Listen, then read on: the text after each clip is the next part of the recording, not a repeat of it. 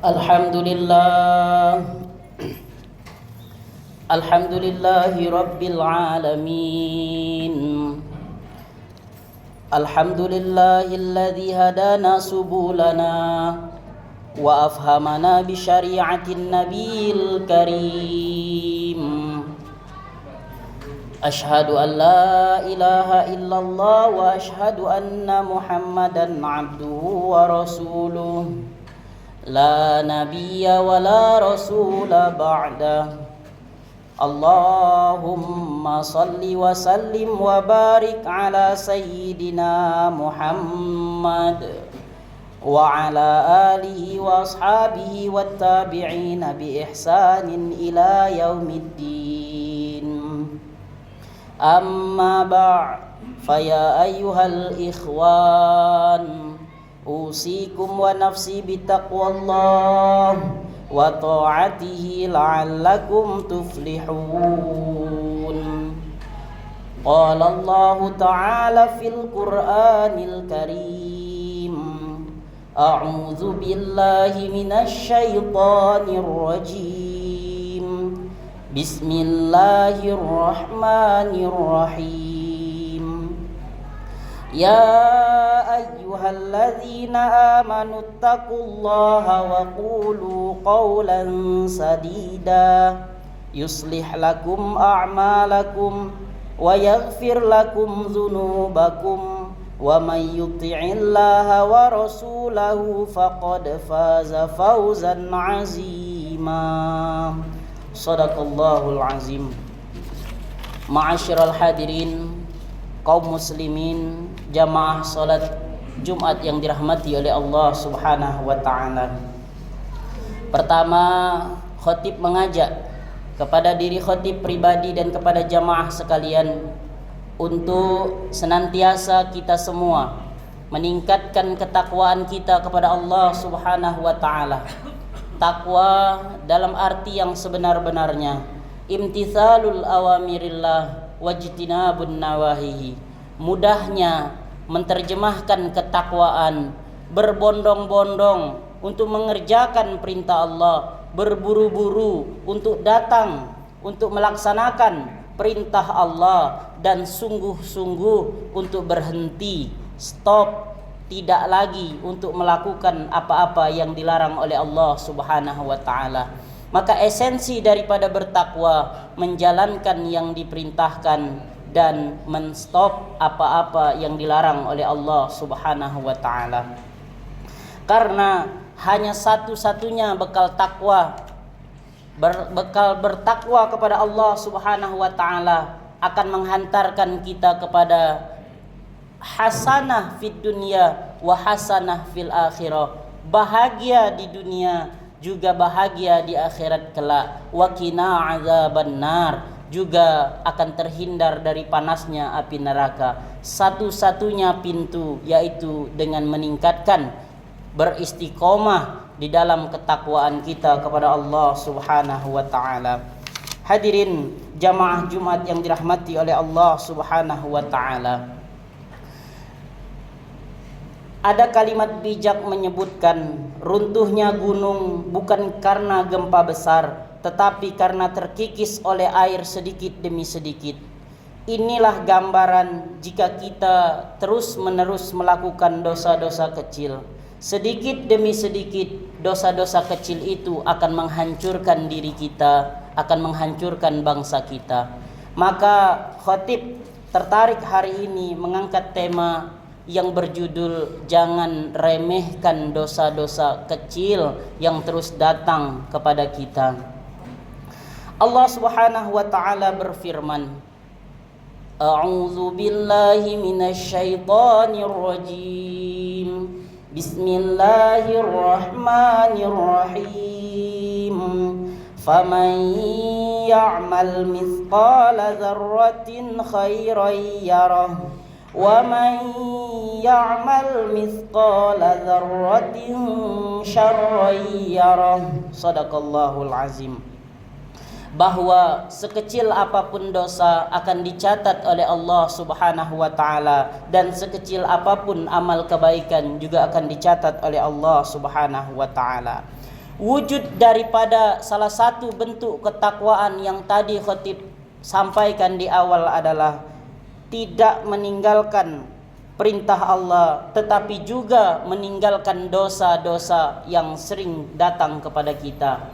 Mungkin sebagian kita akan berpikir, mungkin sebagian kita adalah orang-orang yang rajin sholat, mungkin sebagian kita adalah orang-orang yang tidak melakukan dosa besar. Benar kita tidak berzina, benar kita tidak minum minuman keras, benar kita tidak membunuh, benar kita tidak durhaka kepada orang tua. Di antara dosa-dosa akbarul kabair, dosa-dosa yang besar. Tetapi di antara kita akan sulit sekali di zaman sekarang untuk lepas daripada dosa-dosa kecil, seperti prasangka-prasangka buruk sesama kita, seperti melihat aurat-aurat yang berkeliaran hari ini di sosial media maupun di jalanan-jalanan.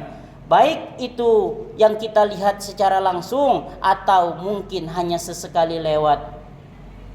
Atau mungkin kita punya keluarga yang tidak berjilbab, keluarga kita yang tidak menutup aurat, atau bahkan sudah menutup aurat di antara istri dan anak perempuan kita, tapi masih terlihat bentuk tubuhnya. Itu juga merupakan dosa-dosa yang mungkin kita sudah nasihati betul, tapi kita tidak bisa lepas. Itu termasuk dalam kategori dosa-dosa terus-menerus yang datang kepada kita. Untuk itu, kita tidak bisa meremehkan dosa-dosa dosa-dosa kecil yang terus datang kepada kita. Dosa-dosa yang kita anggap ini bukan dosa, ini biasa aja. Ini bukan sebuah kesalahan, tidak dicatat. Kita tidak bisa berkata seperti itu. Sebab apa? Tidak ada dosa kecil yang kalau setiap hari kita lakukan, maka itu juga disebut sebagai dosa yang besar. Tidak ada dosa kecil yang tidak kita iringi dengan istighfar, yang tidak kita iringi dengan pertaubatan, maka itu disebut dengan dosa kecil. Tapi kalau dia kita lakukan setiap hari, setiap bulan, setiap tahun, bahkan dari masa ke masa, maka itu akan menjadikan kita orang-orang yang lumpuh hatinya untuk mendengarkan nasihat, malas datang ke masjid, malas mendengarkan nasihat-nasihat, atau bahkan kita bisa menjadi orang yang ditandai oleh Allah Subhanahu wa taala sebagai ahli maksiat. Na'udzubillah min zalik. Kita menganggap bahwa dosa kecil itu bukan dosa. Di dalam surah Al-Hujurat ayat 18 Allah Subhanahu wa taala berfirman, Bismillahirrahmanirrahim. Innallaha ya'lamu ghaibas samawati wal ard wallahu basirum bima ta'malun. Artinya, sesungguhnya Allah mengetahui yang gaib di langit dan juga Allah mengetahui yang ada di bumi.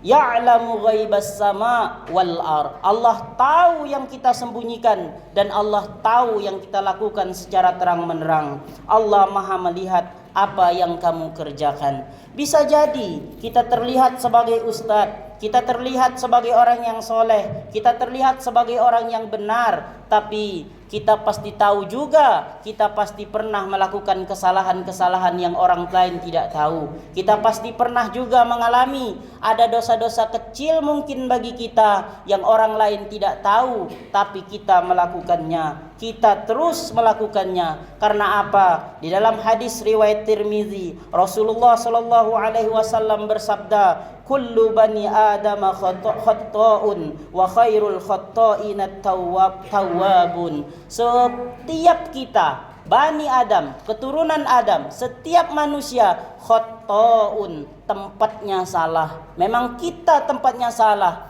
Tetapi sebaik-baik yang berbuat kesalahan adalah mereka yang at-tawwab, orang-orang yang cepat kembali kepada Allah, cepat beristighfar kepada Allah. Allah tidak heran ketika kita melakukan kesalahan. Sebab apa? Kita diberikan nafsu. Sebab apa? Kita diberikan gairah untuk melakukan kesalahan-kesalahan kecil dan kesalahan besar. Allah tidak melihat kesalahan kita, sebesar apapun kesalahan kita, atau bahkan cuma yang sekecil apapun kesalahan kita. Kalau kita langsung datang kepada Allah, kita beristighfar 3 kali, 7 kali, 33 kali, 99 kali, atau bahkan 1000 kali, atau bahkan mungkin di antara kita yang tidak menghitung, tahu-tahu lidahnya beristighfar, tahu-tahu tangannya beristighfar, tahu-tahu hatinya terus beristighfar tanpa menghitung, la ba'sa, tidak jadi masalah. Ketika kita melakukan dosa, ketika kita melakukan kesalahan, maka tidak jadi masalah. Tapi menjadi masalah ketika kita meremehkan dosa yang telah kita lakukan.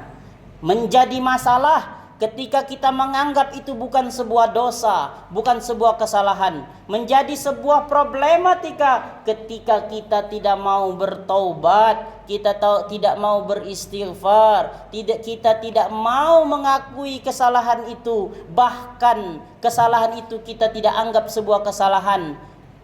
Apalagi di hadapan Allah Subhanahu wa ta'ala, kita tidak melihat itu sebuah kesalahan. Padahal dosa-dosa kecil, kesalahan-kesalahan kecil yang kita lakukan di aktivitas kita sehari-hari, itu bisa menjerumuskan kita ke dalam lembah api neraka, bahkan lembah kesusahan, lembah kerumitan hidup, lembah penyiksaan di alam kubur kita kelak. Maka untuk itu perlu bagi kita untuk beristighfar kepada Allah Subhanahu wa ta'ala.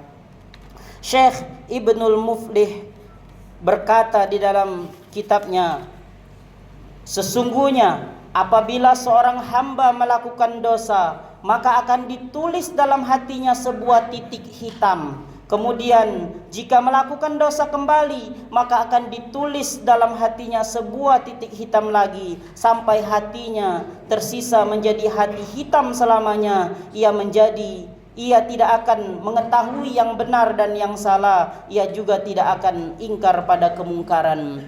Masya Allah, kalau hati kita sudah seperti ini, benarlah kata Al-Quran, fi qulubihim maradun fazadahumullahu marada. Di hati kita ada satu penyakit yang tidak bisa disembuhkan oleh dokter manapun, tidak bisa disembuhkan oleh siapapun, oleh tabib manapun tidak bisa disembuhkan. Fazadahumullahu marada, dan Allah tambah penyakit-penyakit itu. Jangan-jangan kita termasuk orang-orang yang lalai terhadap dosa-dosa kecil. Iya, seperti yang Khotib bilang, kita sadar kita tidak mabuk-mabukan, kita tidak berzina, kita tidak melakukan dosa-dosa yang nampak, dosa-dosa yang besar, kita tidak membunuh orang, kita tidak durhaka kepada orang tua, kita bukan praktisi dukun yang melakukan syirik kepada Allah Subhanahu wa ta'ala, kita tidak juga menduakan Nabi Muhammad. Kita mengakui bahwa Nabi Muhammad adalah Nabi kita. Dosa-dosa besar kita memang tidak lakukan, tapi hati-hati, dosa-dosa kecil kita hampir sulit kita hindari pada hari ini, ma'asyiral hadirin. Sebab apa? Kita hidup di zaman yang Masya Allah mudah, di sosial media bisa bermaksiat. Orang dulu kalau bermaksiat harus ke satu tempat, tapi hari ini anak-anak kita ketika dia mau bermaksiat bahkan bisa dari kamarnya sendiri. Itu yang perlu kita perhatikan sebagai ayah, sebagai kakak, sebagai laki-laki, sebagai kakek yang ada di rumah itu. Kita bertanggung jawab untuk keluarga kita yang ada di rumah. Jangan kita larang dia keluar malam, sudah benar. Kita larang dia pergi ke tempat-tempat yang bermaksiat, sudah benar. Kita larang dia minum minuman keras, itu sudah benar. Tapi kita tingkatkan ketakwaan kita, kita tingkatkan pengawasan kita. Kita cek handphonenya, kita cek apa sosial medianya, kita cek orang-orang yang di-follow-nya, orang-orang yang diikutinya, kita cek. Kalau dia mengikuti majelis-majelis, ustadz-ustadz, kiai-kiai, guru-guru besar, dosen, ilmu pengetahuan, alhamdulillah. Tapi kalau yang diikuti di HP-nya, diikuti di follow-nya adalah Masya Allah, sesuatu yang bermaksiat, yang mengajarkan ghibah, yang mengajarkan fitnah, yang mengajarkan apapun itu, semua kemaksiatan, dosa-dosa kecil tadi, maka itu akan menjadi tanggung jawab kita. Maka khotib mengingatkan kepada diri khatib pribadi dan juga kepada semua kita, semua ayah dan semua kakek, semua kakak, semuanya untuk terus mengecek diri kita terutama dan juga istri kita dan anak-anak keluarga kita semua. Allah Subhanahu wa taala memberikan solusi untuk itu di dalam surah Hud ayat 114. Allah Subhanahu wa taala berfirman, "Wa aqimis shalah tarafanin nahari wa zulfam minal lail innal hasanati yudhibnas sayyiat dzalika dzikra lidzakirin." Allah berfirman, "Dirikanlah salat pada kedua ujung hari, pagi dan petang." Maksudnya apa? Salat subuh dan salat subuh dan sampai dengan isya. Pada bagian-bagian malam ada juga salat tahajud, salat witir dan salat-salat sunnah lainnya. Sesungguhnya perbuatan baik menghapus kesalahan-kesalahan. Itu adalah peringatan bagi orang-orang yang mau mengingat Allah, orang-orang yang ingin kembali kepada Allah dan dikenal oleh Allah Subhanahu wa taala. Ada kalimat bagus yang khatib garis bawahi, innal hasanati yuzhibnas sayyiat. Sesungguhnya perbuatan-perbuatan baik bisa menghapus perbuatan-perbuatan buruk. Tentu bukan tentang hutang piutang, bukan tentang dosa-dosa besar, bukan tentang dosa-dosa yang tinggi, bukan. Tapi ini mungkin barangkali dosa-dosa yang kecil-kecil. Maka untuk itu perintahkan anak kita sholat, pastikan dia sholat. Cek, bila perlu checklist, setiap waktu sholat ditanya, apakah sudah sholat, apakah sudah sholat, apakah sudah sholat. Mungkin anak kita akan risih, kenapa ayah melakukan ini, kenapa kakek melakukan ini, kenapa itu dan kenapa. Tapi secara tidak sadar, alam bawah sadarnya akan merekam bahwa sholat itu penting. Setelah kita mungkin wafat, atau mungkin selama hidup dia tidak pernah sholat, mungkin selama kita bernafas dia tidak pernah mau sholat, bahkan dia menjadi pembangkang. Tapi yakinlah, ketika jasad kita terbujur, mulut kita tidak bisa berucap, mata kita terpejam, napas kita terhenti, anak-anak kita akan melihat kita, dan omongan kita, ucapan kita, tulisan kita, pesan WA kita untuk menyuruh dia sholat akan diingat kembali. Bahkan para hadirin, nasihat paling bagus untuk keluarga kadang-kadang ketika kita sudah pergi. Tapi kita tentu tidak mengharapkan itu. Kita tentu ingin mengharapkan selama mata kita terbuka, mulut kita bisa ngomong, dia dengar omongan kita, dia ikut sholat bersama kita. Demikianlah khutbah singkat yang bisa khatib sampaikan. Mudah-mudahan ada 1-2 cahaya yang masuk ke dalam hati kita, ada 1-2 sinar, ada 1-2 hidayah yang bisa kita ambil dan bermanfaat buat hati kita, sehingga niat kita datang untuk sholat Jumat ini benar-benar merefresh iman kita untuk meningkatkan keimanan kita kepada Allah Subhanahu wa taala, dan kelak kita di akhirat kumpul bersama Rasulullah sallallahu alaihi wasallam. Barakallahu li wa lakum fil Qur'anil azim wa nafa'ani wa iyyakum bima fihi minal ayati wadh-dhikril hakim. Aqulu qawli hadza fastaghfiruhu innahu huwal ghafurur rahim.